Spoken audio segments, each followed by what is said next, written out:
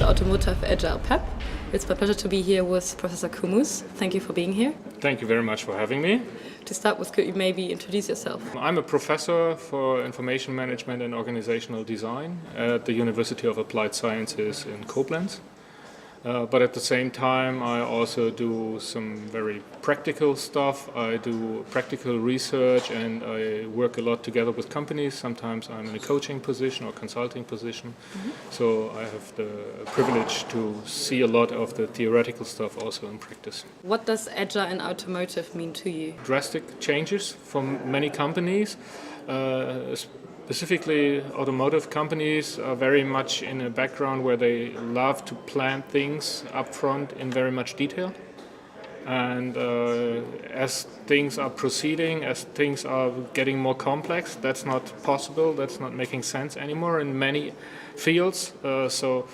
A lot of things are changing at the moment right now in the automotive industry. You also had a very interesting opening keynote today, and it was called Taking the Hype Out of Agile. Right. Could you just briefly summarize what that presentation was about? Well, the idea is that from my perspective, at the moment we are really in a hype situation regarding agile methods.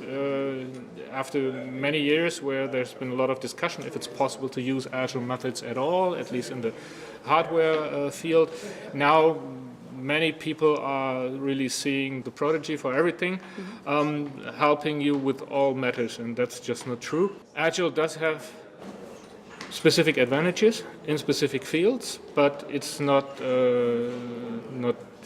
really the perfect thing to do everywhere. So what I was trying to say is that it's necessary to really understand where the sweet spots of agile methods are, where to use them and specifically how to use them and how to combine them with classic structures. So what would you say, or how much is the true benefit to companies using agile methodologies? Well, the advantages of agile methods in complex fields are very obvious. We see them every day and we also saw them in our research.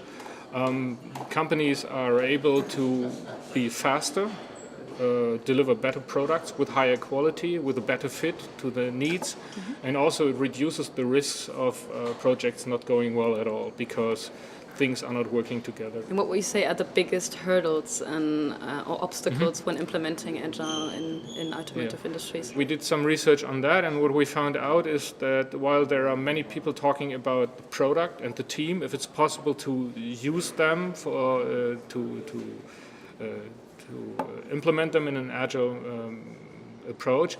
Most of the time it's rather the customer or the sponsor that has to go through quite some change because it needs a different perspective on what is my role when I'm asking for specific products, and also what's very important is the environment. The managers of the teams, what do they say, how do they work, what are the compliance rules, purchasing department, what's their policies, what's their processes. Those are aspects we see very often that don't fit too well with agile approaches. What was your impression so far, and what are you hoping to take with you after the end of the conference?